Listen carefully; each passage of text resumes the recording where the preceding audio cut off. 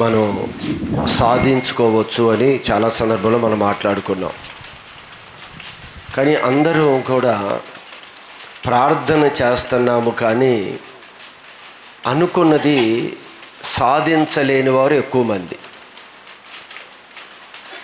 అందరం ప్రార్థన చేస్తాం, అందరూ ప్రభు సహాయానికి వెళతాం, కానీ అందరూ ప్రభు దగ్గర నుంచి మేలు పొందుకునేవారిగా కనిపించట్లేదు. కారణం ఏంటి అంటే మనలో ఇసుకుదల ఎక్కువ. మెయిన్ కారణం ఇదే. ఇసుకుదల ఏం చేస్తుంది అంటే మన ప్రార్థనలో ఒక సంపూర్ణత రానివ్వకుండా ప్రభు నుండి మనల్ని దూరం చేసేది ఇసుకుదల. చూడండి, చాలా సందర్భంలో మన యొక్క కుటుంబంలో పెద్దలు కొన్ని చెప్పే మాటలు కూడా పిల్లలకి ఇసుగ్గా అనిపిస్తాయి. వారు తీరా మంచి మార్గంలో నడిపించాలని కొన్ని మాటలు చెప్తున్నప్పుడు కూడా వారు విసుక్కుంటారు, అస్తమానం ఇదే మాటలా అని. అలానే దానివలన ఎంత కోల్పోతారో వారికి తెలియదు. అలానే దేవుడి సన్నిధిలో ప్రార్థన చేసేటప్పుడు కూడా విసుగుదల మనలో రావటం వలన దేవుని కార్యాలు ఏవి కూడా మన జీవితంలో సంపూర్తి కావు. అందుకే ప్రార్థన గురించి యేసు ప్రభు ఆ రోజు శిష్యులకి చెప్తూ ఒక చక్కని మాటని బైబిల్ గ్రంథంలో మనం ధ్యానించుకున్న విషయాన్ని మరొకసారి చూద్దాం. చూడండి, లోకాసు వార్త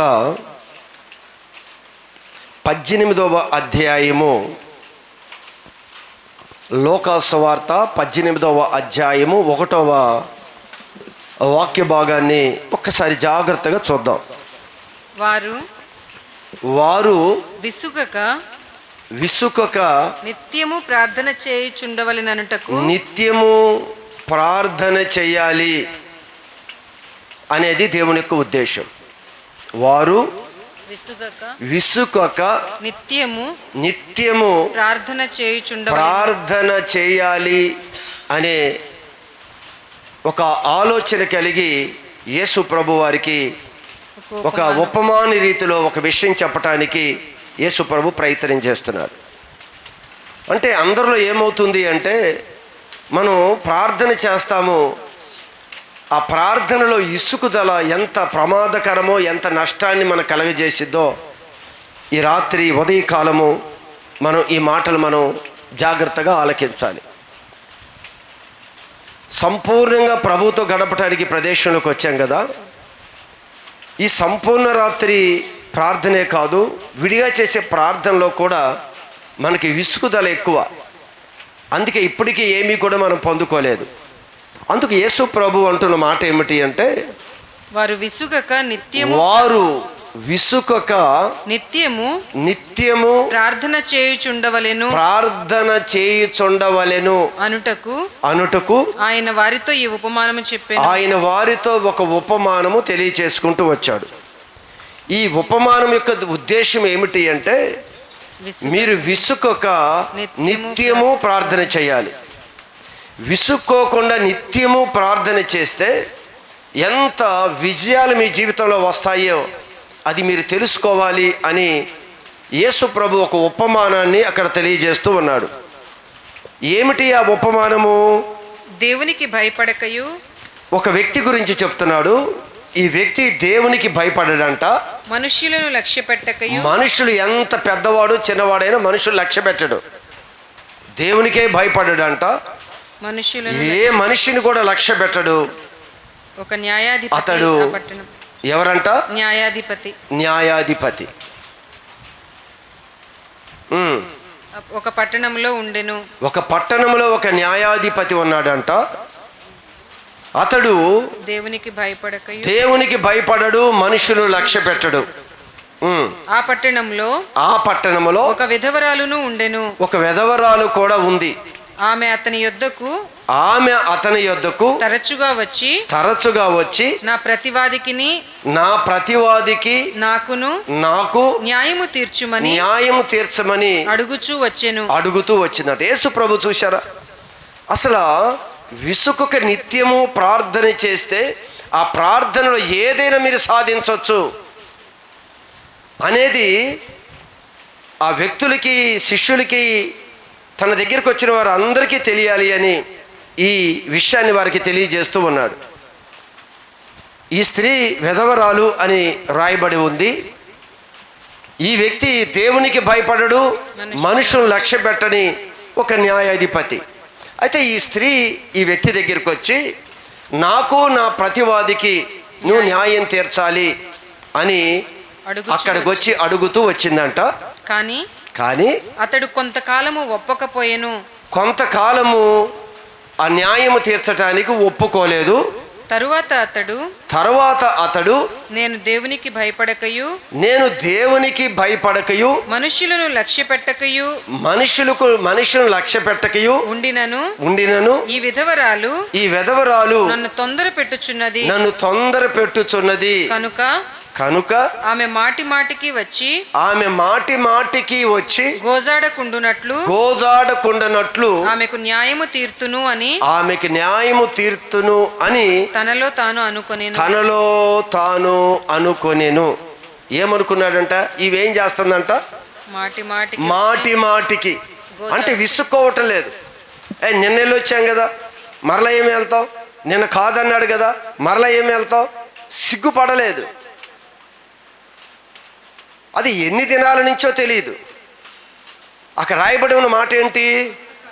కొంతకాలం అంటే చాలా రోజుల నుండి ఆయన ఎద్దకు వచ్చి అడుగుతుంది, అయ్యా మా గొడవలు ఉన్నాయి, నాకు నా ప్రతివాదికి, నాకు నా పక్కింటి వారికి,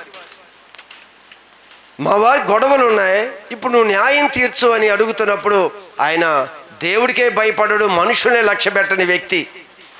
ఈవిడ వచ్చి అడుగుతూ ఉండగానే మనసులో అనుకున్నాడంట, విసికిస్తుంది, ఒక్కరోజు ఆగటం లేదు, అదే పదే నా దగ్గరికి వచ్చి న్యాయం తీర్చమని అడుగుతుంది కనుక మనసులో అనుకున్నాడంట, కొంతకాలము తర్వాత న్యాయము తీర్చాలి అని తనలో తాను అనుకొనెను. ప్రభువు ఇలా అంటున్నాడు, అన్యాయస్తుడైన ఆ న్యాయాధిపతి చెప్పిన మాట వినుడి. అక్కడ ఆ న్యాయాధిపతి గురించి మాట్లాడుతూ అతడు అన్యాయస్తుడు అని రాయబడి ఉంది. అంటే ఎప్పుడూ కూడా న్యాయం చేసే వ్యక్తి కాదు, అన్యాయస్తుడైన న్యాయాధిపతి. తీర్పు ఎలా తీరుస్తారో తెలుసా? వీళ్ళు అన్యాయంగా తీరుస్తారు. ఎటు నుంచి మనకు లాభం వస్తుందో వారి వైపే మాట్లాడతారు. మరి చాలామంది దగ్గరికి, పెద్దవాళ్ళ దగ్గరికి అని మనం వెళ్తాం, వాళ్ళు న్యాయంగా చేసేవారు ఉన్నారు, అన్యాయంగా తీర్పు తీర్చేవారు కూడా ఉన్నారు.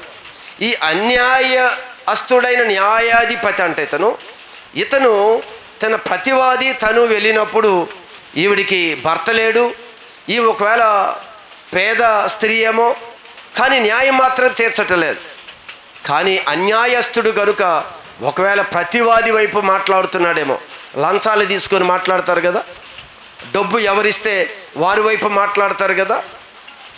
అయితే ఇక్కడ యేసుప్రభు అనే మాట ఏమిటి అంటే, ఇతడు అన్యాయస్తుడు, ఆల్రెడీ ఒక జడ్జిమెంట్ తీర్పు తీర్చేసి ఉంటాడు, ఈవిడికి న్యాయం తీర్చలేదు, అవతల వారికి అన్యాయమైన తీర్పు ద్వారా లాభాన్ని వారు చెప్పుండవచ్చు. కానీ మాటి మాటికి ప్రభు దగ్గరికి వచ్చి గోజాడటం వలన ఏం చేస్తున్నాడు? ఈవిడికే న్యాయము తీర్చాలి. ఈరోజు ఒకవేళ తీర్పు వచ్చినా కూడా, జడ్జిమెంట్ పాస్ అయినా కూడా, దేవుడు దాన్ని జడ్జిమెంటును తిరిగి మార్చగలిగే శక్తిమంతుడు ఆయన. మార్చాడా లేదా? రాజు శాసనాన్ని మార్చిన సంఘటనలు ఉన్నాయి బైబిల్లో. రాజు ఒక శాసనం రాశాడు, ఆ శాసనము మార్పు చెందటానికి విసుకొక ప్రార్థన చేశారు. ఎవరు? ఎస్తేరు. ఒక స్త్రీ భయపడకుండా, విసుక్కోకుండా ప్రార్థన చేసింది. ఆల్రెడీ శాసనం అయిపోయింది, శాసనం మారదు, శాసనాన్నే మార్చింది. ఏమిటి అంటే విసుకొక చేసే ప్రార్థన. అందుకు యేసు ప్రభు ఈరోజు మనతో చెప్పేది ఒక్కటే, మీరు విసుకొక మీరు నిత్యము ప్రార్థన చేయాలి. ఒక అన్యాయస్తుడ న్యాయాధిపతి యొక్క హృదయమే కరిగిపోయిందే, మరి నేను మీకు న్యాయం తీర్చనా? నేను మీకు సహాయం చేయనా? నేను మీ ప్రార్థన ఆలకించనా? మీకేం కావాలో అది నేను చేయనా? అది ఎలాంటిదైనా సరే నువ్వు నా సహాయానికి వస్తే నేను ఒట్టి చేతులతో పంపిస్తాను నిన్ను. ఎందుకు ఈ మాటలు చెప్తున్నాడు అంటే, ఈరోజు మనలో ఆ కార్యము రూపములోనికి దాల్చకపోవటానికి కారణం ఏమిటి అంటే, మనలో ఇసుగుదల. ఒక దినం చేస్తాం ప్రార్థన, 2 రోజులు చేస్తాం, అరగంట చేస్తాం, గంట చేస్తాం. సమాధానం రాకపోతే ఏం చేస్తాం? క్లోజ్ చేస్తాం, ఫైల్ క్లోజ్ చేసి వెళ్ళిపోతాం. నేను ప్రార్థనలో కూర్చొని, ప్రభా నీవు నాతో మాట్లాడే వరకు నేను కదలను అని దేవుడి సన్నిధిలో ప్రార్థనలో కూర్చున్నాను. మరి ఒక దినం అయింది, 5 రోజులైంది, 10 రోజులైంది, ఇసుగుదల రావాలి కదా. ఏంటి ఎన్నాళ్ళు ఉంది, ఇన్నాళ్ళ నుంచి మాట్లాడని, అవునా కదా? ఇంకా ప్రభు మాట్లాడేంటి? నేను ఒకటే చెప్పాను, ప్రభా నువ్వు మాట్లాడితేనే నేను ఇక్కడి నుంచి కదులుతాను, నువ్వు మాట్లాడకపోతే ఇక్కడి నుంచి కదలను అని నేను ప్రార్థనలో కూర్చున్నా. అది ఇన్ని రోజులు, ఇన్ని గంటలు అనేది లేదు, ఇన్ని గంటలు లేదు, ఇన్ని పూటలు, ఇన్ని రోజులు, ఇన్ని నెలలు ఏదీ లేదు. నువ్వు మాట్లాడితేనే ఈ ప్రదేశంలోంచి కదులుతాను, ఇదే తీర్మానం. మరి రోజులు వారాలు గడుస్తూ ఉండగా ఏమి రావాలి? ఇసుగుదల రావాలి. ఏంటి ఇంకా మాట్లాడలేదు? ఏంటి ఇంకా మాట్లాడలేదు? అయితే విసుకొక ప్రార్థన చేస్తూ దేవుడు యొక్క సంపూర్ణమైన దేవుని యొక్క చిత్తాన్ని నేను గ్రహించటానికి సంవత్సర కాలం పట్టింది. అప్పటి వరకు నేను కదలలేదు, ఏ కోణాన్ని విసుక్కోలేదు. ఏంటి ఇంకా దేవుడు తన చిత్తాన్ని తెలియచేయలేదు అనలేదు నేను. ఎందుకు అంటే, దానిలో దేవుడు అనుదినము ఏ విధంగా నన్ను ఆయన మౌల్డ్ చేస్తున్నాడు అది నాకు అర్థమైపోతూ ఉంది. అనుదినము ఏ విధంగా నన్ను తను అనుకున్న విధంగా ఆయన మార్చుకుంటూ వస్తున్నాడు నాకు అర్థమైపోతుంది. ఆయన తన యొక్క సంపూర్ణమైన చిత్తాన్ని మన పట్ల జరిగించటానికి ఆయన సంవత్సర కాలం టైం తీసుకున్నాడు. నా విషయంలో అందరి విషయాలు అదే టైం అని నేను చెప్పటం లేదు. అసలు ఈ మాట విన్నప్పుడు ఒక్కటి మీరు గ్రహించండి, విసుకొక నిత్యము ప్రార్థన చేయటంలో ఉన్న దేవుని యొక్క కార్యము ఎంత బలమైన కార్యమైనది ప్రభువు చేస్తాడు. విసుక్కోకూడదు అసలు. మనం ఏం చేస్తాం? అయ్యా నీ సన్నిధికి 3 రోజులు వస్తాం, టైం అంతా ఫిక్స్ చేసుకొని వస్తాం. 3 రోజుల్లో మాట్లాడకపోతే ఏం మాట్లాడు, దేవుడే మాట్లాడని వెళ్ళిపోతాం. అంతేనా మనం చేసేది? విసుక్కుంటాం. అది కొత్త వాళ్ళు విసుక్కున్నారంటే అర్థం ఉంది. నువ్వు దేవుని గురించి కొంచెం లోతైన అనుభవాల్లోకి వచ్చి దేవుని యొక్క మనసంతా ఎరిగిన తర్వాత ఇసుగుదల రాకూడదు. అది కొత్త వాళ్ళకి చెల్లుతుంది.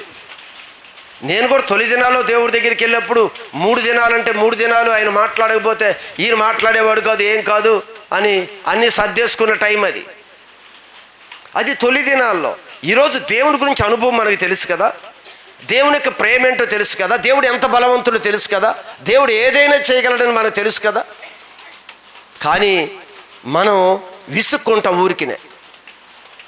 అసలు విసుగుదలలో ఏ పని కాదు, ముందు గుర్తుపెట్టుకోండి మీరు. అందుకే క్లియర్గా యేసు ప్రభువుని వీరు విసుక్కుక నిత్యము ప్రార్థన చెయ్యాలి, చేస్తే ఎలాగ కార్యాలు జరుగుతాయి అర్థం కావాలని ఒక ఉపమానాన్ని తీసుకొచ్చి చెప్పాడు. ఆ స్త్రీ సాధించుకుంది. ఒక అన్యాయస్తుడైన న్యాయాధిపతి దగ్గరికి వెళ్ళి న్యాయం తీర్చమని వెళ్ళి అడిగి న్యాయం తీర్చే విధంగా తను గోజాడిందంటే అడిగింది అడిగింది అడిగింది అడిగింది. ఈరోజు దేవుడు నీకు స్తోత్రం చెప్తున్నాడు అంతే. దేవుడి దగ్గర నువ్వు ఏది సాధించాలనుకుంటున్నావో విసుగుగా నువ్వు ప్రార్థన చేయి. అది ఏ బలహీనత అయినా, ఏ భయమైనా, ఏ పరిస్థితి అయినా సరే. కొన్ని సందర్భాలు ఇది అవ్వదు, ఇది దేవుడు చేస్తాడు, ఏదైనా చేయగలడు ఆయన. చట్టాలను మారుస్తాడు ఆయన. శాసనాలను ఏం చేశాడు? మార్చేశాడు. శాసనాలనే మార్చేశాడు ఆయన. ఈ స్త్రీ పట్ల అన్యాయమైన తీర్పు ఒకవేళ తీర్చాడేమో, కానీ ఈ స్త్రీ వదలలేదంట. ఒకవేళ అన్యాయం తీర్చుండొచ్చు. అమ్మ నీదే తప్పు, లేదా నీదే లేదు, అతనిదే కరెక్ట్ అని అతని దగ్గర లంచం తీసుకొని ఒకవేళ తీర్పు తీర్చాడు అనుకో. కానీ ఈ స్త్రీ, అయ్యా నా వైపు న్యాయం ఉందయ్యా, ఇదిగో నా పరిస్థితి ఇదయ్యా, ఒక్కసారి ఆలోచించు అని ఒకవేళ నీ ఆలోచన తప్పు అని కొట్టివేసినా కూడా విశ్వాసంతో నమ్మకంతో వెళ్ళి గోజాడిందంట. ఖచ్చితంగా అన్యాయస్తుడే ఈ కుమార్తె పక్షాన న్యాయం తీర్చాడు. నేను మరి న్యాయాధిపతి అయిన దేవుణ్ణి కదా, నేను న్యాయం తీర్చనా, మీకు స్వస్థపరచనా, మీ పిల్లలు బాగు చేయనా, మీ పిల్లల మరణం మీద నుంచి నేను లేపనా? అసలు ఏ కార్యం జరగదు, అసలు ఏ కార్యం జరగదు. మనం బోర్డర్ గీసుకుంటాం, అయ్యా 2 రోజులు ఉంటాను, 1 రోజు ప్రార్థనలో ఉంటాను, నువ్వు మాట్లాడకపోతే వెళ్ళిపోతావు. అసలు అన్ని కార్యాలు ఒక కార్యం కొన్ని గంటలో జరిగిపోయింది, ఒక 10 నిమిషాలు మోకరిస్తే జరిగిపోతుంది, కొన్ని నెలలు తీసుకుంటాయి, కొన్ని సంవత్సరాలు తీసుకుంటాయి. అందుకే అంటున్నాడు యేసు ప్రభు అక్కడ ఏమన్నాడు, అన్యాయస్తుడైన న్యాయాధిపతి చెప్పిన మాట వినండి. దేవుడు తాను ఏర్పరుచుకున్న వారు దివారాత్రులు తనను గూర్చి మొరపెట్టుకొనుచుండగా వారికి న్యాయము తీర్చడా ఆయన వారికి త్వరగా న్యాయము తీరుస్తాడు, త్వరగా వారికి సహాయం చేస్తాడు. వారి విషయమే కదా ఆయన దీర్ఘశాంతము చూపుచున్నాడు. వారి విషయమే కదా న్యాయం తీర్చాలని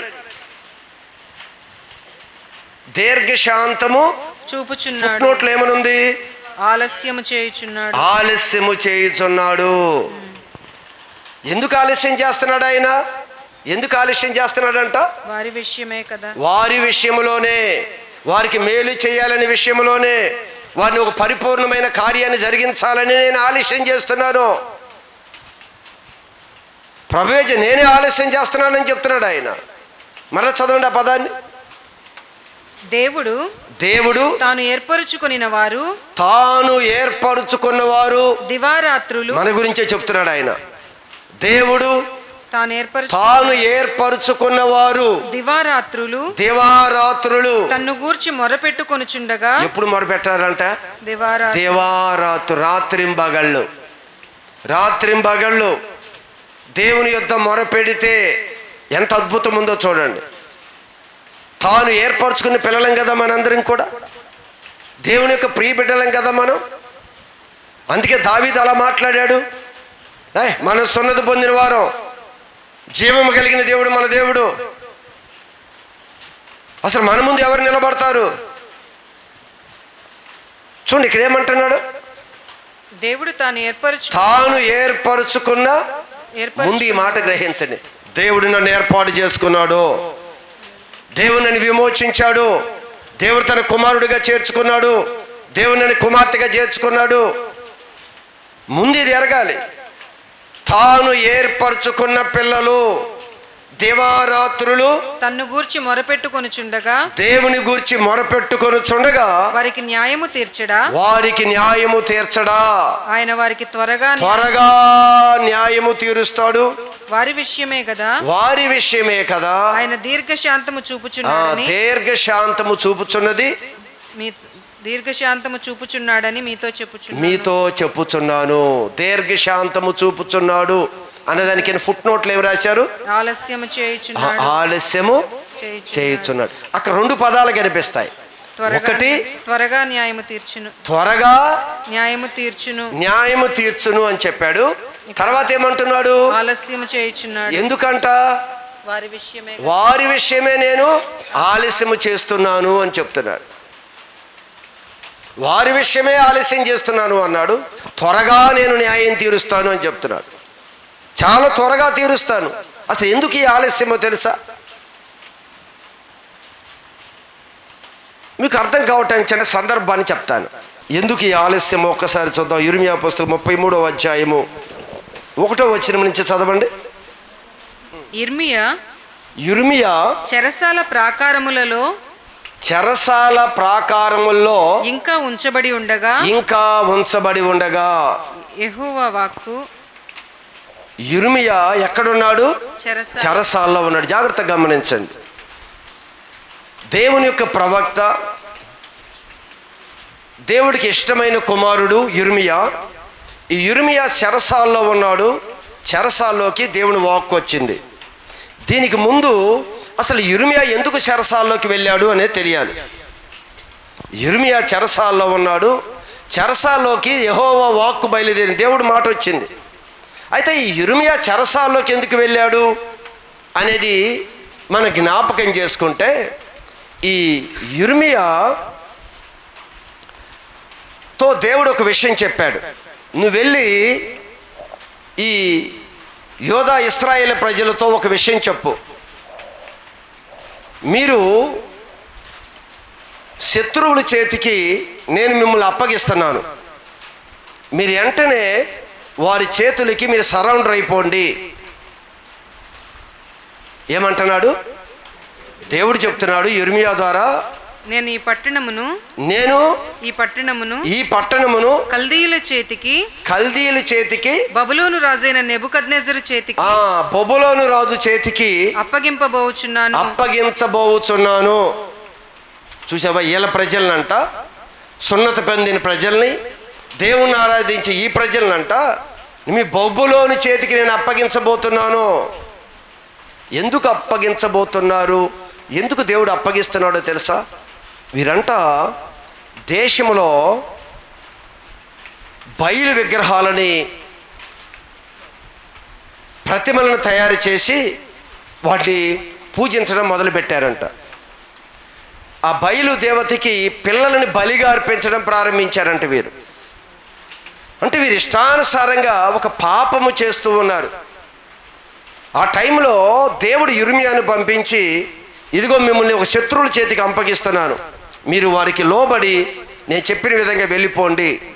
ఒకవేళ మేము వెళ్ళము అని మీరంటే ఈ ప్రాకారాలన్నీ కూడా అగ్నితో కాల్చివేయబడతాయి. వారు బలవంతంగా చెరలోకి మిమ్మల్ని తీసుకొని వెళతారు. రాజు కూడా, రాజా నీవు కానీ ఆ చెరలోకి వెళ్ళకుండా ప్రభు మాట వినకుండా ఎదురు తిరిగితే నీ పిల్లలని చంపేస్తారు, నీ కళ్ళుని పీకి వేస్తారు అని చెప్పి యిర్మీయా ప్రకటన చేశాడు. దేవుడి మాట వినండి, మీరు మార్గం తప్పిపోయారు, దేవుడికి ఇష్టానుసారంగా నడవలేదు. దేవుడు మిమ్మల్ని ఎవరి చేతులకు అప్పగిస్తాడు? నెబుకద్నెజరు చేతికి అప్పగించబోతున్నాడు. వెళ్ళిపోమంటున్నాడు. వాళ్ళు వచ్చారు, వెంటనే మీరు సరెండర్ అయిపోండి. వాళ్ళకి సరెండర్ అయిపోతే మీరు క్షేమంగా ఉంటారు. మరలా ఈ ప్రదేశానికి నేను తీసుకొని వస్తాను. మీరు నా మాట వినలేదనుకోండి, వాళ్ళు వచ్చి మిమ్మల్ని అందరినీ చెరలోకి తీసుకొని వెళతారు. అగ్గితో మొత్తం పట్టణాన్ని కాల్చివేస్తారు. రాజును పట్టుకొని రాజు యొక్క పిల్లలందరినీ చంపేస్తారు. రాజా నీ కళ్ళు కూడా పీకేస్తారు, జాగ్రత్త అని చెప్పాడు యిర్మీయా. ఆ మాటలు చెప్పగానే రాజు, అయ్యా దేవుడు ఇలా చెప్పాడు కదా, అయితే మేము సరెండర్ అయిపోతాము అనకుండా యిర్మీయాను తీసుకుని వెళ్ళి చెరసాల్లో పడేశాడు. ఏ విధంగా వినకుండా చెరసాల్లో పడవేశాడో, శత్రువులు వచ్చారు, రాజును పట్టుకున్నారు, వారందరినీ చెరలోకి తీసుకువెళ్ళిపోయారు. అగ్నితో ప్రాకారాలని కాల్చివేశారు. రాజు యొక్క పిల్లలని చంపేసి, రాజు యొక్క ఎంతమంది పిల్లలు? 10 మంది పిల్లలు. 10 మంది పిల్లల్ని రాజు ఎదుటే చంపేశారు. రాజు 2 కళ్ళు పీకేశారు. ఇది చెప్తుంటే యిర్మీయాని చెరసాల్లో పడేశారు. ఏంటి, మమ్మల్ని శత్రువుల చేతులకు వెళ్ళాలా? మేము వాళ్ళకి మేము లోబడాలా? ఎందుకు లోబరుస్తున్నాడు దేవుడు అంటే, వీరు పాపం చేస్తున్నారు, వీళ్ళు బయలుని పూజిస్తున్నారు, అపవిత్రమైన కార్యాలు చేస్తున్నారు. కనుక వీరందరినీ సరిచేయాలి అని చెప్పి దేవుడు, ఇదిగో కొద్ది దినాలు ఆ శత్రువుల చేతికి అప్పగిస్తున్నాను, తిరిగి మరలా క్షేమంగా తీసుకొస్తాను మిమ్మల్ని ఇక్కడికి అని కూడా దేవుడు చెప్తే వినలేదు. ఈరోజు మన జీవితంలో కూడా గ్రహించండి. మన జీవితంలో కొన్నిసార్లు దేవుడు కష్టాలకు అనుమతిస్తాడు, శ్రమలకు అనుమతిస్తాడు. ఎందుకు అనుమతిస్తాడో తెలుసా? ఆ పరిస్థితుల మధ్య కొన్ని మనం నేర్పి మనందరినీ చక్కదిద్ది సరైన పొజిషన్లో నిలబెట్టడానికి ప్రభు మనల్ని కూడా కొద్ది దినాలు శ్రమలకి వాటికి అప్పగించేస్తాడు ఆయన. చూశారు, వీళ్ళని అంటున్నాడు, ఎక్కడికి అప్పగించమంటున్నాడు? శత్రు చెరలోకి వెళ్ళిపోండి, మీరు క్షేమంగా తీసుకొస్తారని చెప్పాడు. వినలా. ఎంత భయంకరమైన నష్టమో తెలుసా? ఈరోజు మీరు గ్రహించండి, ఆ విధంగా చెరలో ఉన్న ఈ యిర్మీయా దగ్గరికి దేవుడు వాక్కొచ్చి మాట్లాడుతూ ఉంది యిర్మీయాతో. ఇప్పుడు చదవండి యిర్మీయా పుస్తకము 33వ అధ్యాయం 1వ వచనం నుండి. ఇర్మియా చెరసాల ప్రాకారములలో యిర్మీయా చెరసాల ప్రాకారములలో ఉండగా యెహోవా వాక్కు దేవుడైన యెహోవా వాక్కు అతనికి ప్రత్యక్షమై ఇలాగు సెలవిచ్చెను. యిర్మీయాకి ప్రత్యక్షమై ఇలాగు సెలవిచ్చెను. మాట నెరవేర్చు యెహోవా. జాగ్రత్త గమనించండి, ఏం చెప్పుకుంటున్నాడు దేవుడు? జాగ్రత్తగా ఈ మాట ఆలకించండి. మాట నెరవేర్చు యెహోవా నెరవేర్చు యెహోవా. స్థిరపరచవలెనని. జాగ్రత్తగా వినండి, మాట నెరవేర్చు యెహోవా. నెరవేర్చేవాడు. జాగ్రత్త, ఆయన చెప్పుకోండి, మాట నెరవేరుస్తాను. మాట ఇచ్చానంటే ఖచ్చితంగా నేను నెరవేరుస్తాను. నమ్మాలి మనం. దేవుడి మాట నమ్ము. మాట ఇచ్చాడా ఖచ్చితంగా నెరవేరుస్తాడు ఆయన. అది ఎలాంటిదైనా సరే. నిన్ను ఆ స్థితికి తీసుకువెళ్తాను అంటే ఎట్టి పరిస్థితుల్లో ఏ ఉప్పిరి వచ్చినా సరే అండి అక్కడికి తీసుకుని వెళ్ళిపోతాడు ఆయన. అందుకే ఆయన చెప్తున్నాడు, ఆయన యొక్క బలాన్ని, శక్తి గురించి చెప్తున్నాడు ఆయన. ఏమంటున్నాడు ఆయన? మాట నెరవేర్చు యెహోవా. మాట ఇచ్చి నెరవేర్చు యెహోవా. స్థిరపరచవలెనని. నిన్ను స్థిరపరచాలి అని. దాన్ని నిర్మించు యెహోవా. దానిని నిర్మాణము చేసే యెహోవా. ఎవరంట? నిన్ను అనుకున్న విధంగా స్థిరపరచటానికి నిన్ను నిర్మాణము చేసే యెహోవా. అందుకే ఆలస్యం. నిన్ను ఏ పొజిషన్కి అయితే దేవుడు తీసుకుని వెళ్ళాలనుకున్నాడో ఆ పొజిషన్లోనికి తీసుకొని వెళ్ళటానికి ఆలస్యం. మనంట ఇప్పుడు ఒక నిర్మాణం, ఒక గృహాన్ని కట్టాలనుకోండి. గృహాన్ని కట్టి ఏం చేస్తాం? ప్రతిష్ఠిస్తాం మనం. గృహం అంతా మనం అనుకున్న విధంగా అన్ని రకాలుగా దాన్ని నిర్మాణం చేయాలి కదా. లోపల ఇంటీరియర్ కానీ అవుట్ సైడ్ కానీ అన్ని వర్కులు కూడా ఒక్కొక్కటి చేసిన తర్వాత మనం దాన్ని ఏం చేస్తాం? ప్రతిష్ఠిస్తాం. అది ఇక్కడ దేవుడు ఏమంటున్నాడు? నేను మాట ఇచ్చి నెరవేర్చే యెహోవాని, మిమ్మల్ని స్థిరపరచాలి అని దాన్ని నిర్మించు యెహోవా. దాన్ని నిర్మాణం చేస్తా, కడుతున్నాడంట. మనల్ని ఎందుకు ఆలస్యం అంటే చక్కగా దేవుడు అనుకున్న రూపంలోకి మనల్ని మలుసుకుంటూ చెక్కుకుంటూ ఆయన మార్గంలోనికి ఒక మంచి స్థితికి తీసుకురావటానికి దేవుడు ఆలస్యం చేస్తున్నాడు. ఇప్పుడు దేవుడు మనకు ఒక మంచి పొజిషన్ ఇచ్చాడు అనుకోండి. ఒక మంచి పొజిషన్ తీసుకెళ్ళి అలా కూర్చోబెట్టాడు అనుకోండి. నిన్ను నన్ను ఒక కలెక్టర్ పొజిషన్లో కూర్చోబెట్టారు అనుకోండి.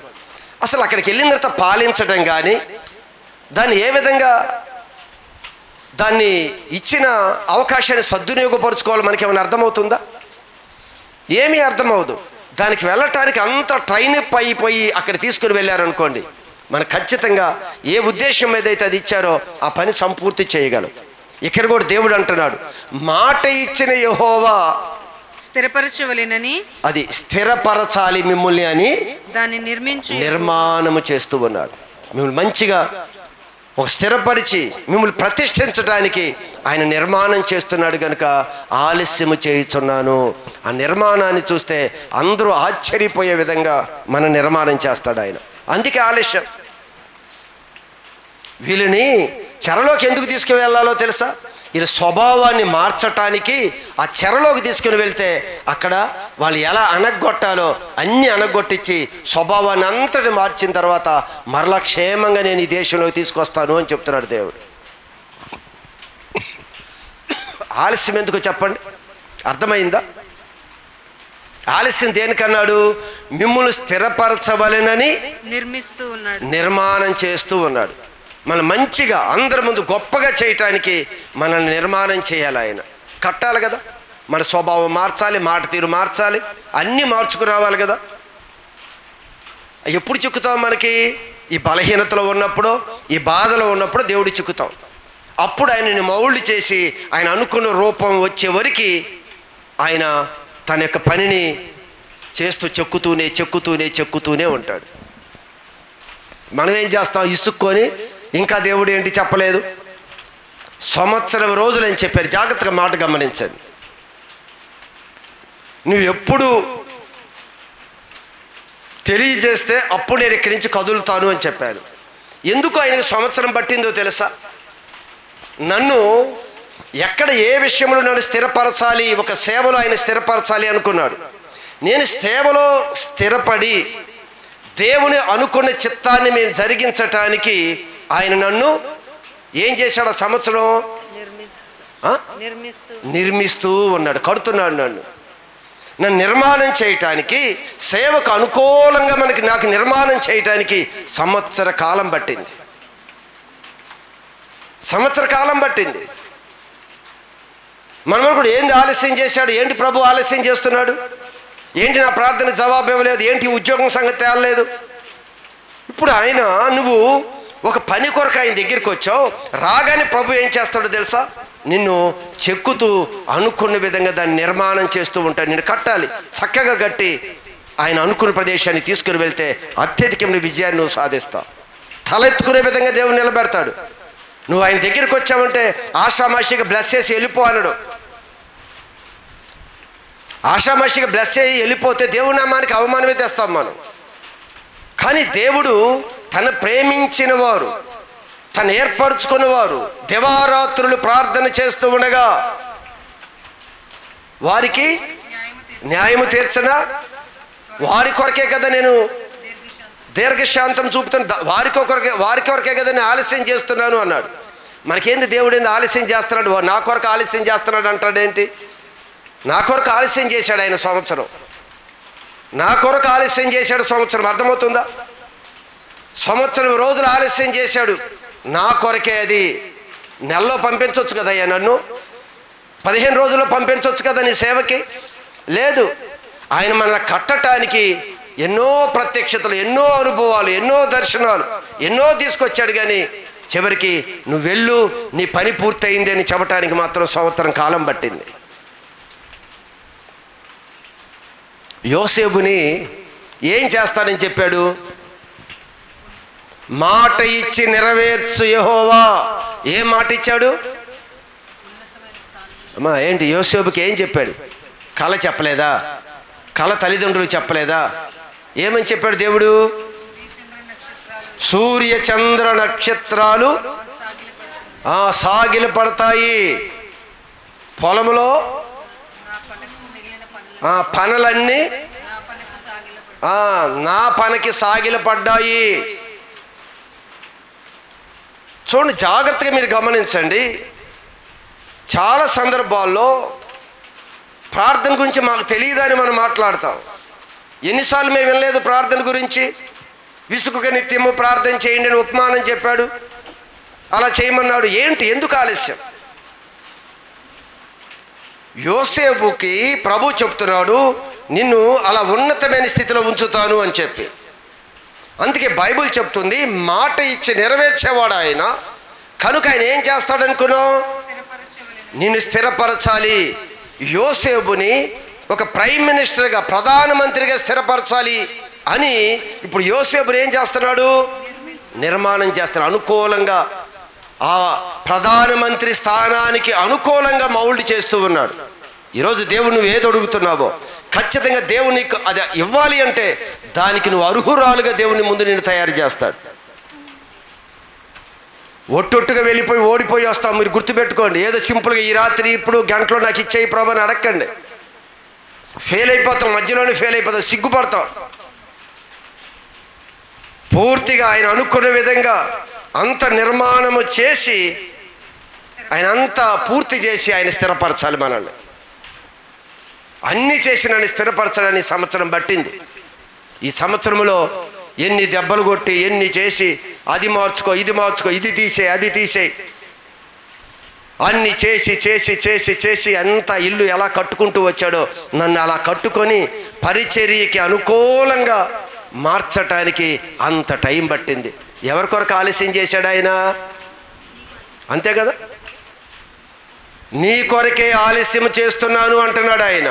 మనకు అర్థం కాదు, ఏంటి ఆలస్యం అంటున్నాడు ఏంటి, ఇంకెప్పుడు చేస్తాడని. ప్రతిదానికి మనం మన సమయం ఇదే అనుకుంటున్నాం. దేవుడు సమయం ఒకటి ఉంది. ఆయన సమయంలోనే అన్నీ ఆయన జరిగిస్తాడు. గుర్తుపెట్టుకోండి.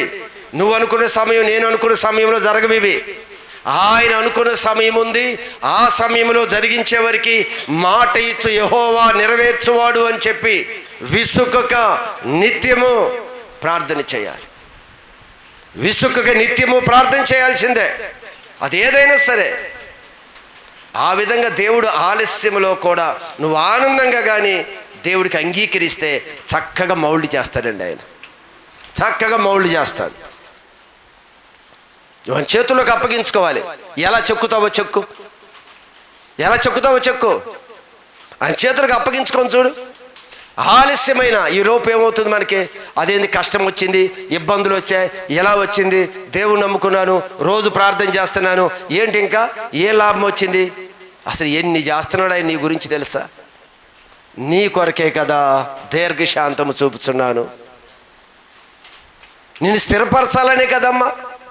నిన్ను మంచిగా స్థిరపరిస్తే నీ వారు అందరూ నీ ద్వారా ఆశీర్వదించబడాలి, అందరికీ నువ్వు ఆశీర్వాదకరంగా ఉండాలి.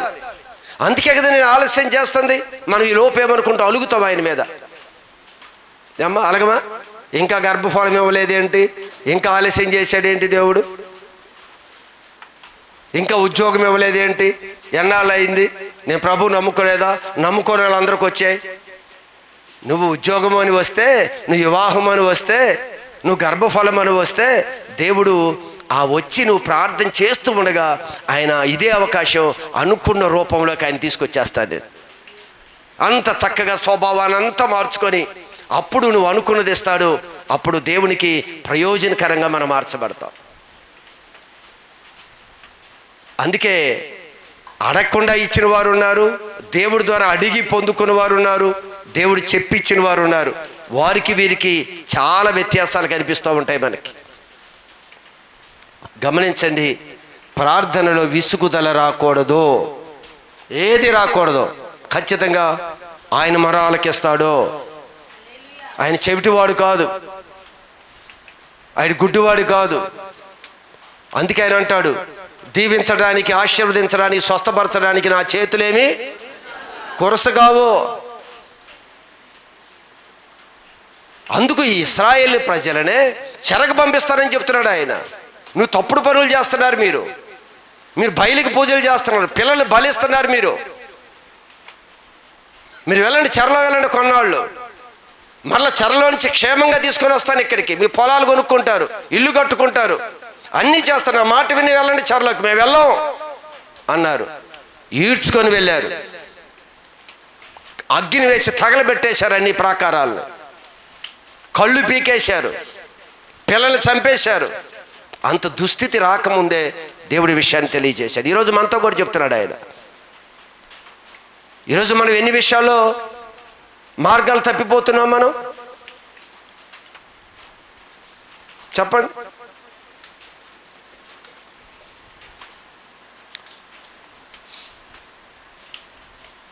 ఒక సందర్భంలోనంట ఒక కొండ మీద ఒక పెద్ద శిలా విగ్రహాన్ని పెట్టారు. శిలా విగ్రహం చాలా పెద్దది. ఆ విగ్రహం ఆ కొండ మీద ఉంది కనుక ఆ కొండ దిగువ నుంచి ఆ కొండ మీద వెళ్ళటానికి చాలా మెట్టులు, స్టెప్స్ అన్నీ తయారు చేసుకుంటూ వెళ్ళారు. చాలా మెట్లు ఉండాలి కదా. అంత ప్రదేశంకి వెళ్ళి ఆ పైన ఆ ప్రతిమను లేదా ఏకశిలా విగ్రహాన్ని అందరిని కూడా చూడటానికి, కొలవటానికి, దాన్ని చూసి అంత సౌందర్యమైన దాన్ని మొక్కటానికి అందరూ కూడా ఎలా వెళ్ళాలి? ఈ మెట్టుల మీద కూడా వెళ్ళాలి కదా. దాని కొరకు మెట్టులన్నీ కూడా అమర్చారంట. అయితే మనుషులందరూ కూడా ప్రతిరోజు ఈ మెట్టులని తొక్కుకుంటూ వెళ్ళిపోయి ఆ యొక్క బండరాతిని, ఏకశిలని ఆరాధిస్తూ ఉన్నారంట. ఒక దినాన ఈ మెట్టులన్నీ కూడా ఆ విగ్రహంతో మాట్లాడుతున్నాయంట. అదేంటి, మనందరము కూడా ఒకే కొండలో నుంచి తీయబడ్డాం కదా, మరి మమ్మల్ని ఏమైనా తొక్కుతున్నారు, నిన్నేమైనా మొక్కుతున్నారు, ఏంటి తేడా అని అడిగినాయి అంట మెట్లు. ఈ స్టెప్స్ ఉన్నాయి కదా, ఈ స్టెప్స్ అడుగుతున్నాయి అంట. అసలు నిన్ను మొక్కటానికి మమ్మల్ని తొక్కుతున్నారు వీళ్ళు, అందరం కలిసి ఒకే శిలలో నుంచి వచ్చాం కదా, అందరం కలిసి ఒకే బండలో నుంచి, ఒకే ఏంటిది ఒకే రాయిలో నుంచి వచ్చాం కదా. మరి మమ్మల్ని ఏమన్నా తొక్కుతున్నారు, నిన్నేమన్నా మొక్కుతున్నారు, అదేంటి మాకు నీకు తేడా ఏంటి అని దాన్ని అడిగారు అంట. ఈ మెట్లు వెళ్ళి ఆ ఏకశిలని అడిగితే అది ఏం సమాధానం చెప్పిందో తెలుసా? మరి ఆ శిల్పకారుడు వచ్చి చెక్కుతున్నప్పుడు మీరు తట్టుకోలేక ముక్కలుగా ఎగిరిపోయారు. నేనైతే అలానే తట్టుకొని నిలబడ్డాను కనుక ఈరోజు నాకు ఆ పరిస్థితి వచ్చింది.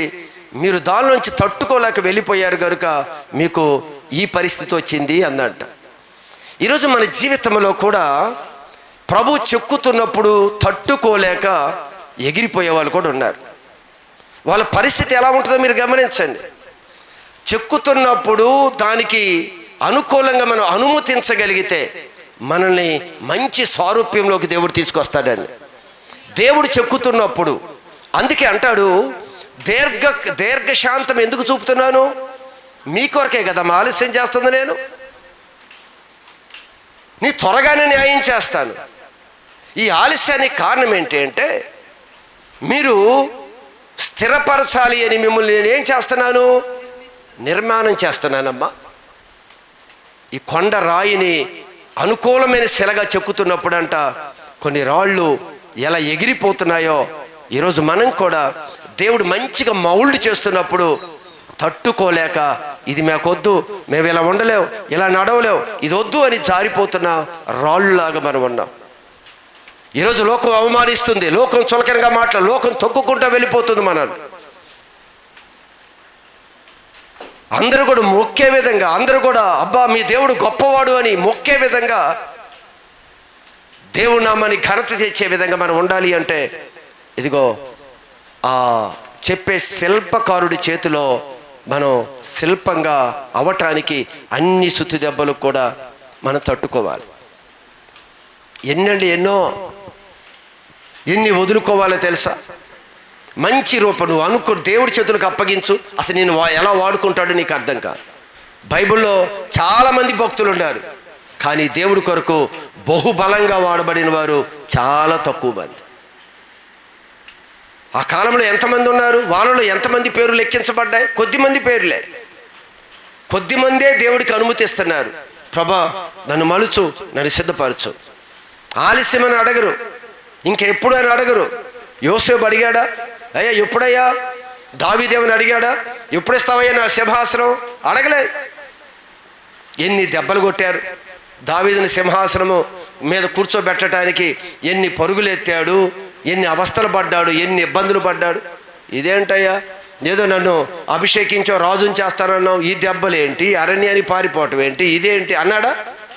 ఏమల్లా అన్నీ అణిచి స్వభావాన్ని మార్చి తీసుకు సింహాసనం ఎక్కిపెట్టాడు. యోసేపును కూడా అన్ని పరిస్థితుల మధ్య గోతికి వెళ్ళాడు, అమ్మబడ్డాడు, చెరసాల్లో వేయబడ్డాడు, అన్నీ మధ్యలో నుంచి చివరికి ప్రధానమంత్రి స్థానంలోనికి దేవుడు తీసుకుని వెళ్ళి కూర్చోబెట్టి ఇదిగో వారి యొక్క అనేక మంది కుటుంబాలకి ఆశీర్వాదకరంగా నిలబెట్టాడు దేవుడు ఆ రోజు. ఈరోజు మనం కూడా అంతే. ప్రభు అందుకే చెప్తున్నాడు, చదవండి ఒకసారి ఆ మాట నెరవేర్చు యెహోవా, స్థిరపరచాలి అని దాన్ని నిర్మించు యెహోవా, యెహోవా అను నామము వహించిన వాడే, అదిగో యెహోవా అను నామమును వహించిన వాడే ఇలాగు సెలవిచ్చు. నేనే చెప్తున్నాను, యెహోవా నేనే మాట్లాడుతున్నాను అంటున్నాడు ఆయన. నాకు మొరపెట్టుము, నేను నీకు ఉత్తరం ఇస్తాను. నీవు గ్రహించలేని గొప్ప సంగతులు, గూఢమైన సంగతులు నీకు తెలియజేస్తాను. మొరపెట్టు, నా సన్నిధిలో ప్రార్థన చేయి. ఏంటో గూఢమైంది తెలుసా? దేవుడు ఇదిగో ఆయన శిల్పకారుడిగా మనల్ని ఆయన రూపంలోనికి చెక్కుకుంటూ వస్తున్నాడు. అసలు మనకేం తెలియదు. ఏడుస్తున్నావు, ఈరోజు బాధపడుతున్నా సరే దేవుడు విడిచిపెట్టాడు అనుకోవద్దు. అప్పగించుకో ఆయన చేతికి. చక్కని ఏ విధంగా రూపంలో చెక్కాలి అనుకుంటున్నాడో ఆయన చేతులకు అప్పగించుకుంటే చక్కనేమండి. చెక్కి అనేక మందికి ఆశీర్వాదకరంగా దేవుడు నిలబెడతాడండి. మన అందరి జీవితాలు ఎవరైనా అంతే. ఎప్పుడు కూడా ఏంటి ఎలా చేశాడు, ఎందుకు ఆలస్యం, చాలామంది ఇసుక్కునేవాళ్ళు ఉన్నారు. చాలామంది ఇసుక్కునేవారు. ఏంటి ఆలస్యం, నీ కొరకే ఆలస్యం చేస్తున్నానని చెప్తారు. అయినా మనకు అర్థం కాదు కదా. ఈ ప్రార్థన గురించి ఎన్నిసార్లు మనం ఆలకించలేదు. విసుకొక నిత్యం ప్రార్థన చేయండి అని ఒక పదాన్ని తీసుకొని ఎందుకు విసుక్కో నిత్యము ప్రార్థన చేయమంటున్నాడు? ఇసుగుదల రాదా?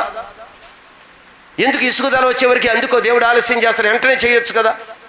ఇవన్నీ మనలో ఎన్నో ఆలోచనలు ఉన్నాయి కానీ ప్రభు సమాధానం చెప్తున్నాడు, మీ కొరకే మిమ్మల్ని స్థిరపరచాలి.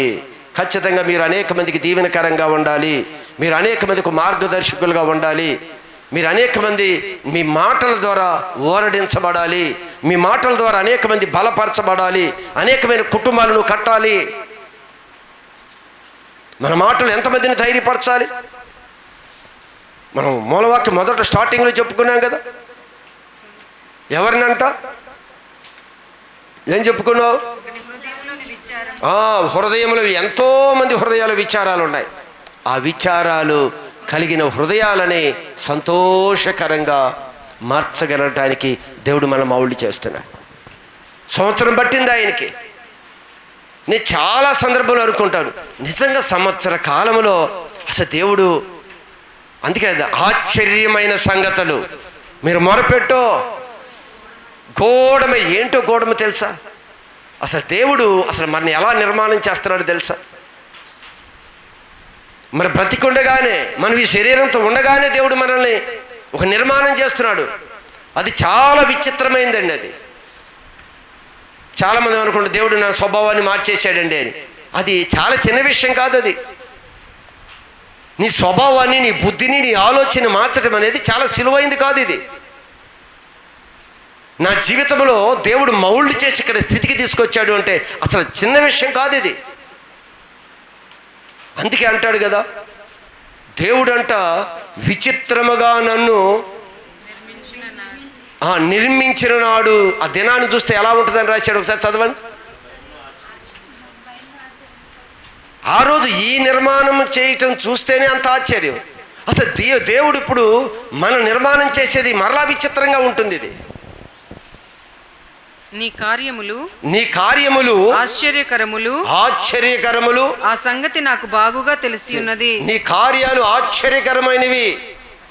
ఆ సంగతి నాకు బాగుగా తెలిసి ఉన్నది. నేను రహస్యమందు పుట్టిన నాడు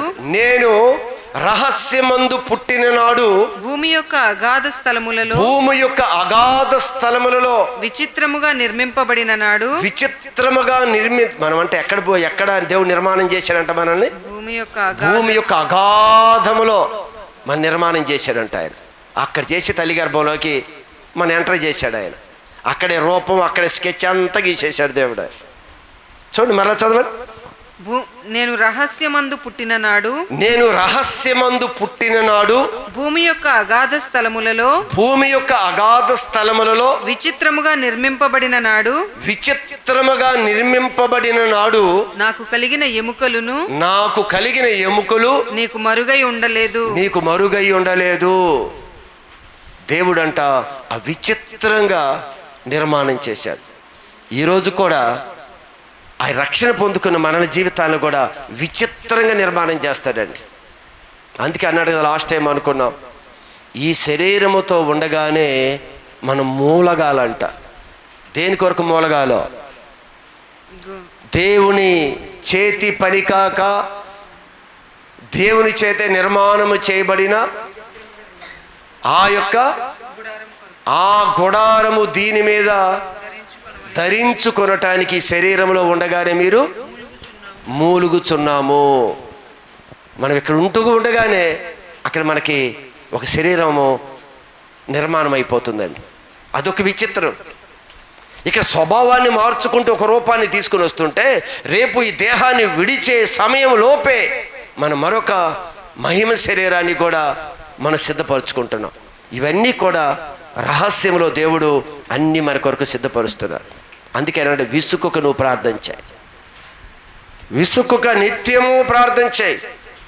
ఒక్కరోజు కాదు, నిత్యము ప్రతిరోజు విసుక్కోకుండా ప్రార్థన చేయి. మీరు ఒక్కటే, దేవుడు చేశాడో చేయలేదో, దేవుడు ఆలస్యం అయితే అయ్యింది, శుభ్రంగా దేవుని స్తుతించండి, దేవుని ఘనపరచండి, దేవుడి చేతులకు అప్పగించండి. ఖచ్చితంగా దేవుడు ఇది కార్యం చేస్తాడు అని ఏ సందేహము లేకుండా ప్రభు మీద మీరు మనసు పెట్టి చూడండి. అన్ని ప్రార్థనలు ఫెయిల్ అవటానికి కారణం ఒకటే, విసుకుదల విసుకుదల విసుకుదల. కొంత పని చేయగానే మనకి ఇసుకొచ్చేస్తుంది. అన్నీ కూడా ఇసుకే. పిల్లలు కొంచెం హోంవర్క్ కొంచెం రాయగానే ఇసుకొస్తే ఎలా సక్సెస్ అవుతాడు? ఇసుకొచ్చిందని హోంవర్క్ లేకుండా పక్కన పడేశారు అనుకోండి పిల్లలు, ఆ రోజు వంట చేయాలని ఇసుకొచ్చేసి నువ్వు వంట దగ్గరికి వెళ్ళకపోతే పొట్ట గాలిద్దా లేదా? ఎంత యుద్ధమే జరిగిపోయింది ఇంట్లో. రోజు రోజు చేయాలని ఇసుకు పుడితే మనకి ఎలా ఉంటుంది? రోజు స్నానం చేయటానికి ఇసుకే, రోజు వండుకుంటానికి ఇసుకే, అన్నీ ఇసుకే మనకి. అన్నీ రెడీమేడ్గా అయిపోవాలి, అలా అయిపోవాలి అంతే. కానీ దేవుడు మనల్ని ఎన్నుకున్న తర్వాత గుర్తుపెట్టుకోండి, ఏ సందర్భంలో అయినా సరే ఆయన నిన్ను స్థిరపరచటానికి ఖచ్చితంగా నిన్ను నిర్మాణం చేస్తాడు. ఇది ప్రతి జీవితంలో జరిగి తీరుతుంది. నువ్వు ఆలస్యమని ఏడ్చుకుంటే ఇంకా దాన్ని పెదుక్కుంటూ వెళ్ళిపోయింది. 10 రోజులు అవ్వాల్సింది 20 రోజులు అయింది, సంవత్సరాలు అవ్వాల్సింది 2 సంవత్సరాలు అయింది. సంవత్సరంలో దేవుడు నన్ను ఆ మౌల్డ్ చేసుకున్న ఆ సమయాన్ని చూస్తే ఈ మధ్యలో ఇసుక్కొని 2 నెలలకి 3 నెలలకి సర్దుకొని వెళ్ళిపోయిన వారు ఉన్నారు. చాలామంది 2 నెలలకి నెలకి 3 నెలలకి సర్దుకొని వెళ్ళిపోయారు. కానీ ఆయన చెప్పేవరికి కదలని అనుకుని స్థిరంగా నిలబడ్డాను. కానీ దేవుడు ఆయన అనుకున్న విధంగా నిర్మాణం చేసి ఇక చాలు రా కొండ దిగి నువ్వు వెళ్ళు అని చెప్పాడు. ఆయన దిగమనేవారు కొండ దిగలనే, దిగి ఇంకా ఇక చాలు అయిపోయింది దిగు అన్నాడు. దించి పంపించాడు. ముందుగానే దిగిపోయారు. విసుక్కొని ముందుగా దిగిపోయిన వాళ్ళు ఉన్నారు. వారు ఈరోజు ఏ పనికి ఉపయోగపడని విధంగా అలానే మిగిలిపోయారు. ఖచ్చితంగా నీవైనా నేను ఉపయోగపడాలి. విసుక్కోవద్దు. ఆలస్యమైతాయా ఆలస్యం అవనివ్వండి. చక్కగా దేవుని స్తుతించు, చక్కగా ప్రార్థన చేయి. వచ్చినప్పుడు వస్తుంది ఉద్యోగం, అయినప్పుడు అవుతుంది వివాహం, గర్భఫలం అనుకున్న టైంలో ఆయన అనుకున్న టైంలో ఇస్తాడు. అవే ఆర్థిక ఇబ్బందులు అప్పుడే తొలగిపోతాయి. ఏదైనా సరే మన భూమి మీద ఉండేది కొద్ది కాలమే. ఖచ్చితంగా దేవుడు దర్శించడానికి వస్తాడు, మన దర్శిస్తాడు ఈ భూమి మీద. కనుక ఓర్పు సహనంతో ఉంటే కొద్ది దినాల్లో అనేది పూర్తయిపోద్ది. ఒకవేళ ఇసుక్కుంటే అది చాలా ఆలస్యమైంది, గుర్తుపెట్టుకో. అందుకే ఆనందించండి, మరలా చెప్పుతున్నాను ఆనందించండి. ఎక్కడి నుంచి వచ్చింది ఆనందం? ఈ బాధలన్నీ ఎక్కువైపోతే ఎక్కడి నుంచి వస్తాయి? అది కూడా నువ్వు దేవుడే సమయానికి చేస్తాడు అని మనస్సు ఎప్పుడైతే దేవుడి మీదకి వెళ్ళిపోతుందో అప్పుడు ఆనందంగానే వెళ్ళిపా. ఇవాళగత రేపిస్తాడు పా, ఇవాళగత రేపు ఇల్లు కట్టి పెడతాడు దేవుడు. ఇల్లు కట్టకపోయినా పర్లా, ఇవి ఉన్నంతకాలం ఏదో అద్దెంట్లో ఉంటాను, అసలైన నాకు నివాసం అక్కడ ఉంది, నేను వెళ్ళిపోతాను అని మాట్లాడేమనుకోండి, ఆటోమేటిక్గా ఇల్లు సిద్ధపడిపోయింది నీకు. నువ్వు దాని అంతా పరిగెత్తేసి చింతపడి ఏడ్చి దేవుడి దగ్గర దేవుడి దగ్గర ప్రార్థన చేయి. బయట ఎక్కడ కూడా మనం కన్నీరు పెట్టకూడదు. ఏదైనా దేవుని యొద్దే. విసుకొక నిత్యము ప్రార్థన చెయ్యాలి అని ప్రభు చెప్పారు.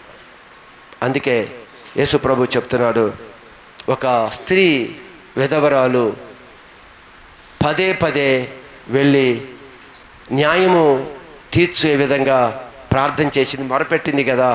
మరి నేను మీకు చేయనా? ఎందుకు మీరు ఇసుక్కుంటున్నారు? ఎందుకు ఆలస్యమని మీరు నిరుత్సాహపడుతున్నారు? తప్పక నేను చేస్తాను, మాట ఇచ్చి నెరవేర్చు యెహోవాను నేనే. యెహోవాను నామము ధరించిన వాడిని ఎలాగూ సెలవిచ్చుచున్నాడు. ఎలాగూ? నీవు మొరపెట్టు, నీకు ఉత్తరం ఇస్తాను. మొరపెట్టు. మొరంగల్ ప్రభా అనగానే అవ్వదు. కొన్ని ఉన్నాయి. ఆ పరిస్థితిని బట్టి ప్రభు మనం మోల్డ్ చేయటానికి ఆలస్యం కానీ, లేదా ప్రభు చేయటానికి ఎంత టైం కావాలండి అసలు చెప్పండి? అసలు ఎంత టైం కావాలి? అసలు ప్రభు చేయటానికి ఎంత టైం కావాలి? క్షణకాలంలోనే ఎంతమంది తెగులు చేసి చచ్చిపోయారు, ఆయనకి ఎంత టైం కావాలి? మొత్తం అయిపోతుంది. మన జీవితంలో ఏం చేయాలన్నా దేవుడు చేయగలడు. కానీ మనము ఉపయోగపడే విధంగా ఆయన చక్కగా మలుచుకుంటే ఆయన నిత్య రాజ్యంలో మనందరము ఉండాలి. కనుక ఇక్కడ ఉండగానే తన పిల్లలందరి పట్ల దేవుడు కృప చూపుచు ఆలస్యం చేస్తున్నాడు. ఎందుకు అంటే మనందరినీ యేసు ప్రభు రాకడికి మనందరినీ సిద్ధపరుస్తున్నాడు. ఆయన ఎత్తబడటం అనేది ముఖ్యం. ఆయనకి నీకు ఉద్యోగం ముఖ్యం, నీకేమైనా వ్యాపారం ముఖ్యం, నీకేదో లాభం ముఖ్యం.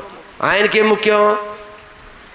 అక్కడ ఎత్తబడే గుంపులో నువ్వు ఉండాలనేది ఆయనకు ముఖ్యం. ఇవన్నీ పట్టించుకోడు. నువ్వు ఇదేను రాగానే నిన్ను పట్టుకొని టక్క టక్క టక్క టక్క మామూలుగా రాం కదా. మనం ఏదో అవసరం ఉండి వస్తాం, ఈ పట్టుకుంటాడు ఆయన.